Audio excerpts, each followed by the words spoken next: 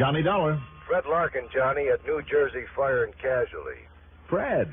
I hope I didn't get you out of bed. Well, you certainly did, but don't give it a second thought. How are you, Freddie? Pretty good. How are things in the grand old historical city of Trenton? Here in Trenton, fine. A little farther south, though, I'm not so sure. Like where, for instance? Like just outside of a little town called Woodbine. Remember it? Woodbine? Yeah, you handled a case for us down there 3 or 4 years ago. Oh, sure, I remember. Some crook with a mattress factory pulled the old stunt of billing his clients more than they actually paid for the stuff he sold them. Right. Not knowing about that little trick, we'd give them insurance for the amount shown on those phony bills. Double what they paid. And when something happened to the merchandise... Sure, they collected twice as much from us as they were entitled to. Real nice people down there. Well, what goes this time? A couple of fires. Oh? Arson? That's what I hope you can find out. Any reason for suspicion? Yes, I think so. Like what? Well, why don't you run on down here and let me tell you all? And, Johnny... Yeah? If what I think is going on, if you can put a stop to it before we have to pay for any more losses, well, you can figure on not only your expense account, but a nice big fat commission to boot. Freddie, you speak the language I love to hear. I'm on the way.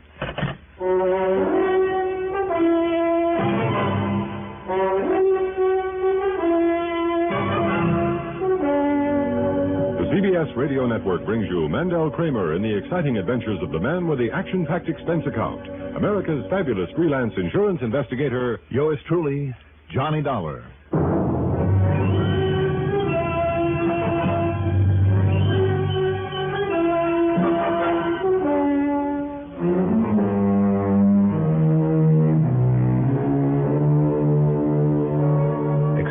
Submitted by Special Investigator Johnny Dollar to the New Jersey Fire and Casualty Insurance Company, Home Office, Trenton, New Jersey. Following is an account of expenses incurred during my investigation of the terrible torch matter.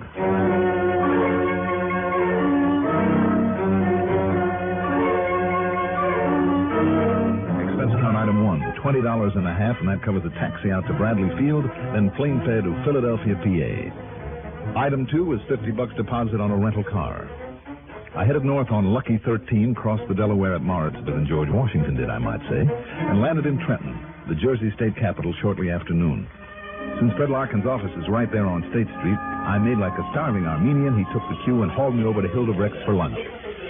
What makes me believe it was arson and there'll be more of it? Well, I'll tell you, Johnny. You think there'll be more of it, Freddie? Unless you can throw a monkey wrench in the works. How well do you remember Woodbine, Johnny? Oh, I don't know. It's mostly farm country down there, as I recall. That's right. And acres of sandy soil, scrub oak, and pine trees. But in the little town itself, there's a hat factory, a couple of dress factories, and the Golden Bedding Corporation, the plant you investigated before. And which one of them burned? No. The 2 fires that we've had to pay for so far. 2? 2.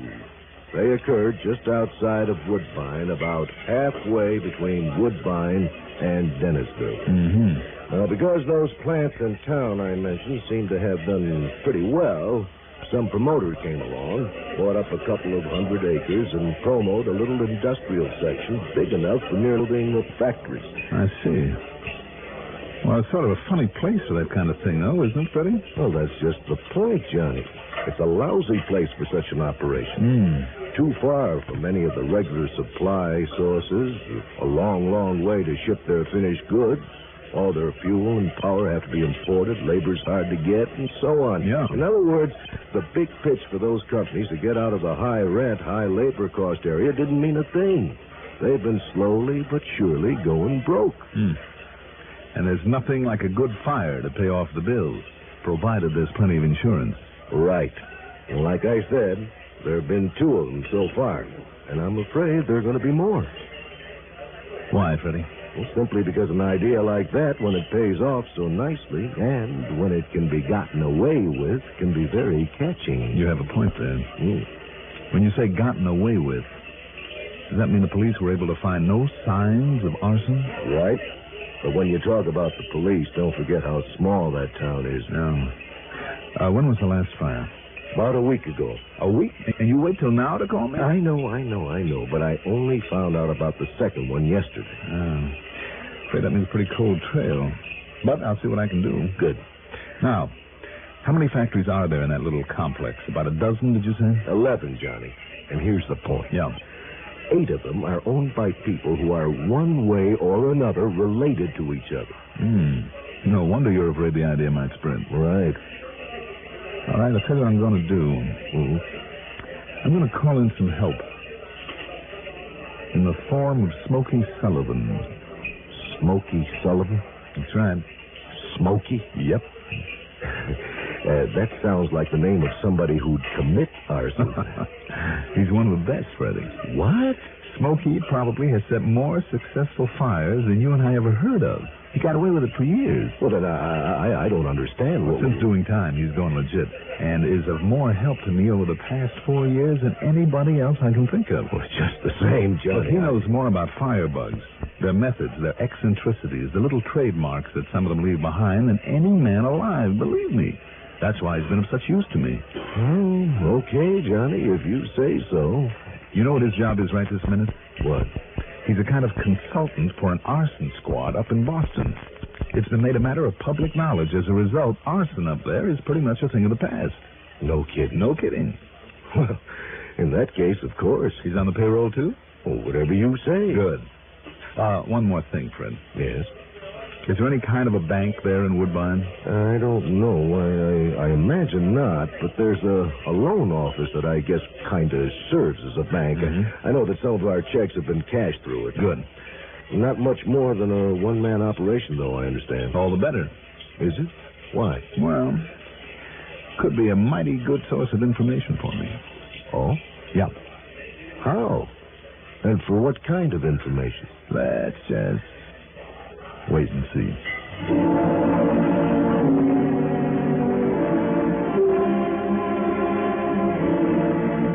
Item 3 is a total of $41.40. Covers a long-winded phone call to Boston, then Smokey Sullivan's plane fare, and finally dinner and hotel accommodations for the two of us there in Trenton. Yeah, but, Johnny, where can that racket down there in South Jersey in such a little one-horse town like that? Well, why not, Smokey? Without a smart metropolitan police force to contend with, it'd be a cinch for a good torch man. I mean, for him to get away with it. And certainly a whole string of factories, no matter how small, could promise enough loot to make it worthwhile for him. Another thing. Oh, yeah, Johnny. A lot of those plants are owned by people related to each other, who got suckered into setting up and operating in that unlikely place by some smart promoter. Now, if that family group all came from one place, from one big city, maybe that'll give us a key as to where they dug up their firebug. Who knows? Maybe that gang has used an arsonist before, or wherever they operated before. Maybe so, yeah. Smokey, the point is that if a couple of them have found out what they think is the answer to their financial troubles, the rest of them are liable to try it, right? Well, yeah, if it was arson, Johnny. That's what you've got to find out for me, okay? Yeah.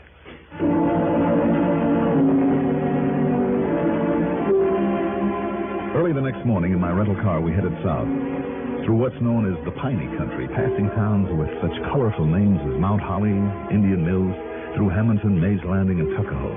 Finally, Woodbine. After signing into the motel, I gave Smokey the car keys and told him he was on his own while I paid a visit to the loan office. Smokey understood and took off.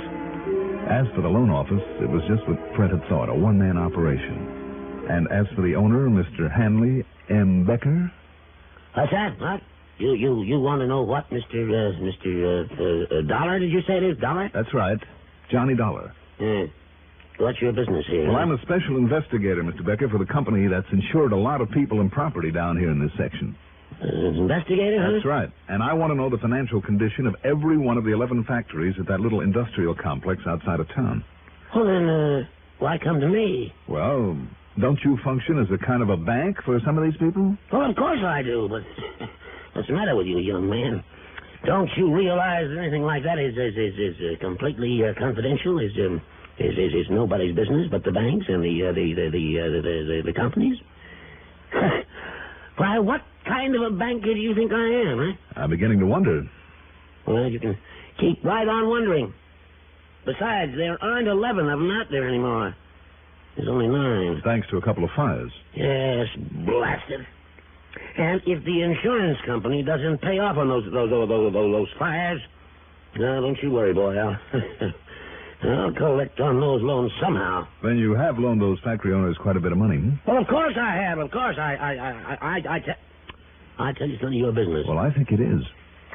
Well, you just tell that insurance company of yours to pay off on those losses, so I can get back my money on the two that burned down. Even if those fires were set? Yes, even if they were. What? What'd you say? How do you know? Well, I don't. Well, how do you know they were? What? What was that? What? I said I don't know. Not for sure, that is. But I intend to find out. Yeah. Because if they were, Mr. Becker, and if the owners can be tied into it, or you or anybody else concerned, me? Believe me, there will be no payment of insurance. You can bank on that. But well, there's no insurance, then. Well, then what'll happen? Well, that is to say, if they don't. Well, what I mean is, and you're accusing me? No. Just calm down. Oh yes, sure, calm down. Well, but these things you're saying, Now, Mr. Dollar. Let's take things one at a time, shall we? I said you've loaned them a lot of money, haven't you? Well, yeah. Well, they had to pay off on the property when that promoter up north threatened to put them out of business. And what about the workers, the help? They had to build a lot of living accommodations for them, didn't they? Well, did they? From what I understand, Mr. Becker. Yes. You're right. There are no workers anymore. Well, that is, there's not enough workers to speak of. You mean they're out of business? Well, yes, practically. Nothing much in use out there but the warehouses where they keep their goods. It's a lot of stuff they'll probably never use now. But if they don't pay off on their loans, well, I'll just have to take over and get what I can for those plants. Is the ones that are left, that is. Not if they're burned down first. Not? What'd you say? Huh? Use your head, Mr. Becker. If they're burned out the way the first two were, and if we find out that there was arson involved... You really do think that there might be other fires? Oh, but good heavens, Mr. Dollar, don't you see what that would mean? I mean, if they're arson, like you say, why, don't you realize that would ruin me? Possibility, isn't it? Oh, my. Oh, please, now, don't let it happen. It mustn't happen, Mr. Dollar. Listen, I'll tell you anything you want to know, anything you want to know. Just please, ask me. Well, Mr. Becker, for the moment, I think I've learned enough. Oh, but I haven't told you anything. Oh, you haven't, hmm?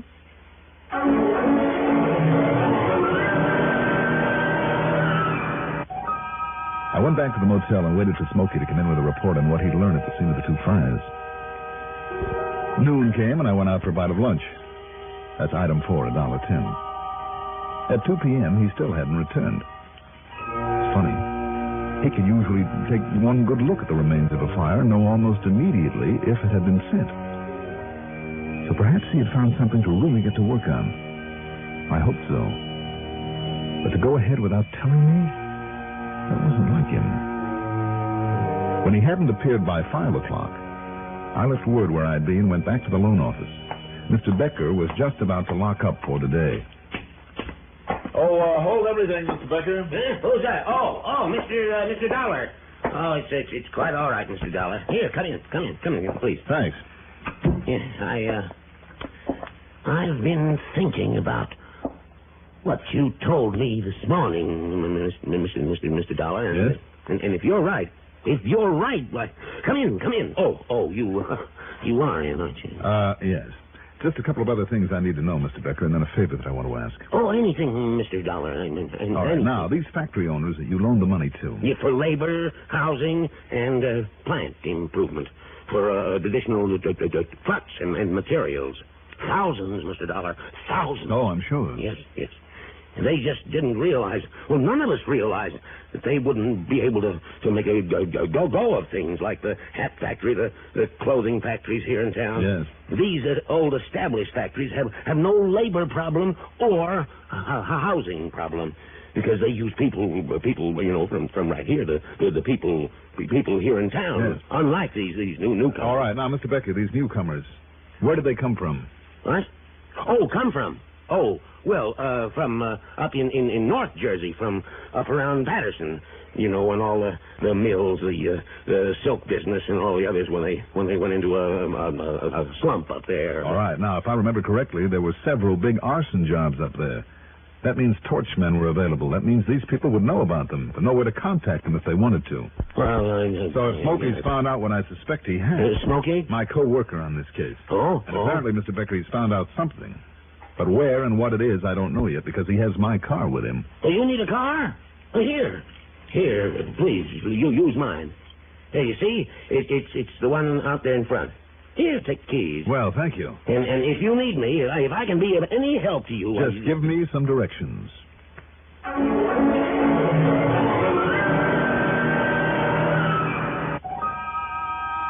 I wondered. But no, it didn't make sense. He was no actor, and his worry and excitement looked genuine. Yet, of course, you can never be sure.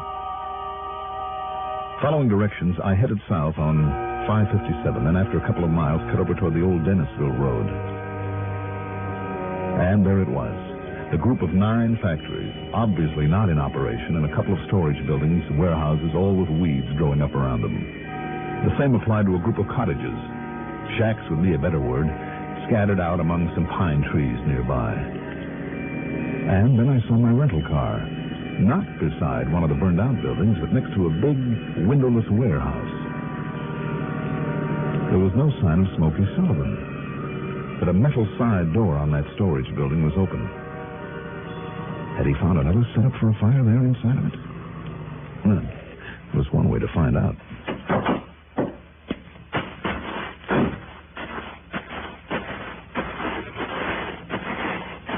Smokey? Smokey, are you inside there? Smokey? You in here? What if there's a light switch around here somewhere? Smokey. Smokey. Smokey, can you hear me? Are you still alive? Smokey. Good Lord.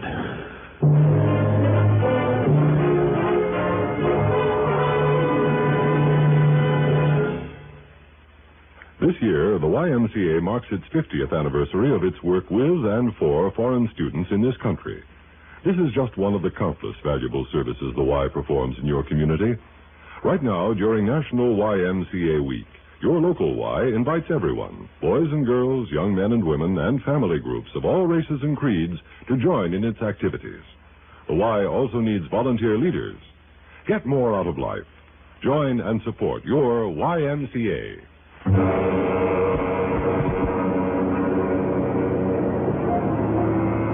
was still life in Smokey Sullivan.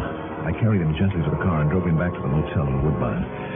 There, thanks to the ministrations of Dr. Rosenberg, a local medico, well, I still can't believe it, but by the time the doctor left, half an hour later... Johnny, you think... Now, take it easy, Smokey. You were badly beaten. What, do you think some two-bit torchman like him could knock me off, huh? Smokey, will you lie back now and relax?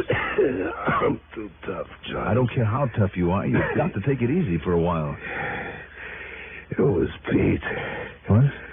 Pete Larison, Johnny. Larison? Yeah, from up in Patterson. Oh? Yeah. It all ties together. Why did he do this to you, Smokey? Does Pete Larison know that you're working with me now? Well, I guess he thought I was trying to muscle in his territory. But if he saw you go there, Johnny, and if he knows who you are... Well, how could he? Well, you think he wouldn't? They all do. Oh, Johnny. Now, listen. If you know him, if you know what he looks like, as soon as we get you back on your feet... Look, better yet, just give me a description of him. No, listen to me. Tonight, he's gonna fire that warehouse tonight. Tonight? Yeah, and listen... Well, it's after dark right now. I better get going. Johnny... Smokey, I want you to settle back and rest. About the other, Johnny. Forget it. If I stop him on this one, there won't be any others. No, what I mean by the other...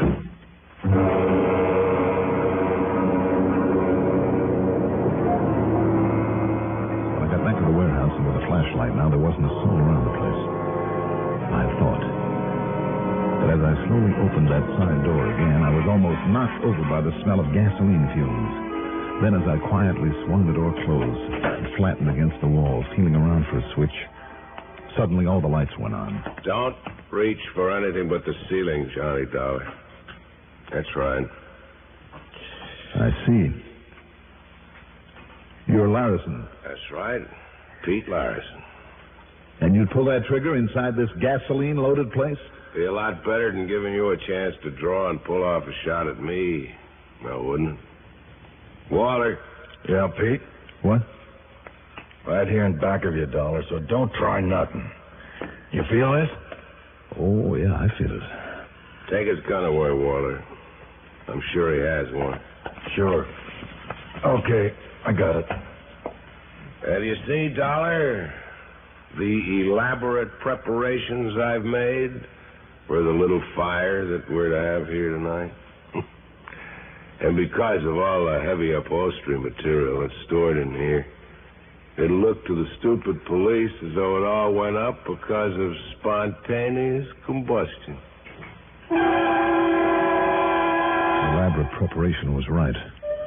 Long, narrow strips of heavy felt soaked with gasoline spread out from where he stood like the rays of a spider's web. And the strips led to various stacks of upholstery material and piles of cardboard cartons he'd also soaked with gasoline. Then, moving toward me, he unrolled another heavy strip of felt, the main fuse for his operation. And you see, Dollar, all I have to do now is set a short candle on the end of this fuse right here by the door. So, then after planting you in here, I light the candle. And don't you see, if they can identify what's left of you, and if they do by any chance suspect arson, they'll think that you set this off. You, the great Johnny Dollar. Don't you know that Smokey Sullivan is still alive? They'd take his word against my perfect alibi. What alibi? By the time the candle burns down and starts to blaze, Walter and I will be sitting at his home with poor, foolish old Hanley Becker playing pinochle. Then he doesn't know about this. Becker? He doesn't know anything. He thinks we're just a couple of suckers from the city who might buy some of his overpriced farmland. No, Dollar, the only ones who know are the plant owners who've hired us. Well, thanks for that information. It's too late to do you any good. Walter. Yeah, Pete? While I take care of Dollar, you get those gasoline cans out to where we hid the car. Oh, yeah, sure. Just these two of them, ain't there? Yeah, go ahead. Sure. Things happened much faster than I can tell you about it. As Walter holstered his gun and turned to pick up the gasoline cans, I shifted my weight, and then as he passed in front of me and kicked open the door, I spun around against it. Grabbed away one of the cans, threw it over at Pete, and rolled out the door tight against the ground. And that's where Pete made his big mistake. In that room full of gasoline fumes, he pulled off a couple of shots. And went up.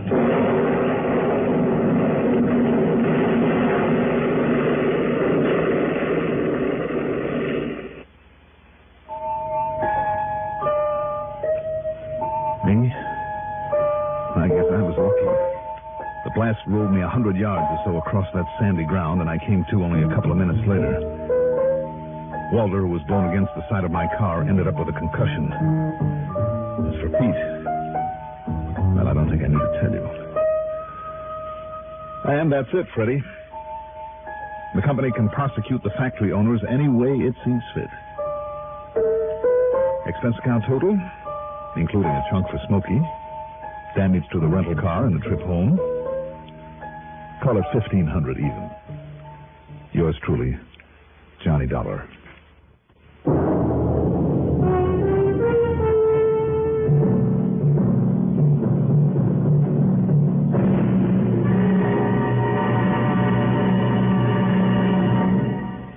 Now, here is our star to tell you about next week's story. Next week, the biggest blunder that I've ever made. Join us, won't you? Yours truly, Johnny Dollar. Yours truly, Johnny Dollar, is written by Jack Johnstone, produced and directed by Bruno Zerato Jr., music supervision by Ethel Huber. Johnny Dollar is played by Mandel Kramer. Also featured in our cast were Leon Janney as Hanley Becker, Sam Gray as Fred Larkin, Mason Adams as Pete Larison, Larry Haynes as Smokey Sullivan, and James Dimitri as Walter. Be sure to join us next week, same time, same station, for another exciting story of Yours truly, Johnny Dollar. This is Art Hanna speaking. Get the news firsthand and in full, the expanded CBS News on CBS Radio Network. You've been listening to the OTR Gold Network.